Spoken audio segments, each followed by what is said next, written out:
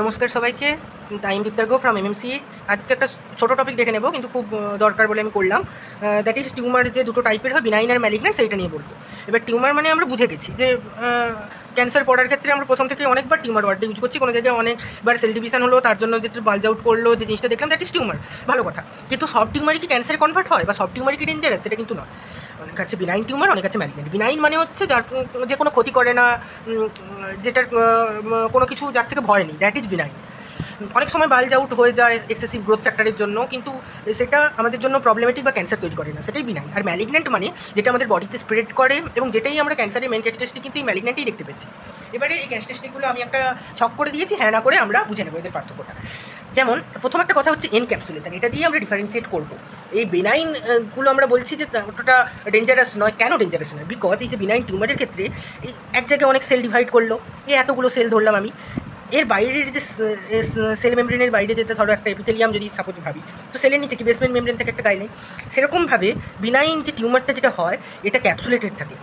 Membrane এবং stroma এগুলোতে ক্যাপসুলেটেড থাকে, এই জন্য এনক্যাপসুলেশন বলা হয়েছে। এগুলো হচ্ছে প্রপারলি এনক্যাপসুলেটেড, দ্যাটস ওয়াই এটা ছড়াতে পারে না। সেই জন্য যেই বিনাইন টিউমারটা, ওটা যদি কেউ সার্জারি করে বাদ দিয়ে দেয় তার কোনো প্রবলেম নেই। কিন্তু ম্যালিগন্যান্ট যদি হয়ে যায় ওই টিউমারটা, ওটাই কিন্তু এই এনক্যাপসুলেশনটা নেই। এনক্যাপসুলেশন নেই বলে তার কিন্তু স্প্রেড হবে। এখান থেকে আমরা পরেরটাতেই বুঝে নিতে পারি, এটা ইনভেট করে লোকাল টিস্যু। বিনাইন তো এনক্যাপসুলেটেড, সে তো আবদ্ধ, সে কী করে ইনভেট করবে? সে ইনভেট করতে পারে না। কিন্তু ম্যালিগন্যান্ট, সে তো ধরাছোঁয়ার বাইরে, তার মানে সে ইনভেট করবে। এবারে এই ইনভেশন বা ছড়িয়ে পড়া স্প্রেড, এটাই তো মেটাস্টেসিস আমরা আগে বলেছি। তারপরে মেটাস্টেসিস বিনাইনে হয় না, বাট ম্যালিগন্যান্টে হয়। এটা ম্যালিগন্যান্টের লাইন, এটা বিনাইনের লাইন, আগেই দেখিয়েছি। তাই তারপরে এবার হচ্ছে destruction of tissue of origin. এবার যদি একটা বিনাইন হয়, সাপোজ এটা স্কিনে হয়েছে, এটা হাত, তার এখানে বাল্জ আউট হয়েছে, তো এইভাবেই আছে, যেটা সার্জারি করে বাদ দিলাম, যাই হোক, সে কিন্তু নিজে ফুলেছে, সে পাশে ছড়িয়ে পাশের লোককে কিন্তু ডিস্টার্ব করেনি, তার মানে এ কোনো ডিস্ট্রাকশন করেনি। কিন্তু যদি এটা ম্যালিগন্যান্ট হয়ে যেত, তখন আমরা কী দেখতাম, যে এটা পাশাপাশি ছড়িয়ে পড়ে পাশাপাশি জায়গাগুলো যেন কালো হয়ে যাচ্ছে, নষ্ট হওয়া শুরু করছে। কারণ এই কন্ট্যাক্ট ইনহিবিশন নেই, এ পাশের লোকেরও খাবার খাচ্ছে, পাশের জিনিসটাকে নষ্ট করছে, টিস্যু অফ অরিজিনকেও নষ্ট করছে, পোলারিটি চলে যাচ্ছে। মানে টিস্যু অফ অরিজিনের ডিস্ট্রাকশন ম্যালিগন্যান্সিতে হবে, বিনাইনের ক্ষেত্রে হবে না। এর পরেরটাই অ্যানাপ্লাসিয়া। আমি আগেই বলেছি, অ্যানাপ্লাসিয়া যখন আসবে সেটা প্রি ক্যান্সার থেকে ক্যান্সার হয়েছে। বিনাইন স্টেজ মানে সে প্রি ক্যান্সারের স্টেজই বলা যায়। এবার যখন অ্যানাপ্লাসিয়া হয়ে গেছে, মানে কি, তার কোনো মিল নেই, প্রপার্টির কোনো রকম মিল নেই তার প্যারেন্টের সাথে, তার ডিফারেন্সিয়েশন ঠিক মতো নেই, অ্যানাপ্লাসিয়া ম্যালিগন্যান্টেই দেখবো, বিনাইনে দেখবো না। এখানেই ডিফারেন্সিয়েশন চলে এসেছে।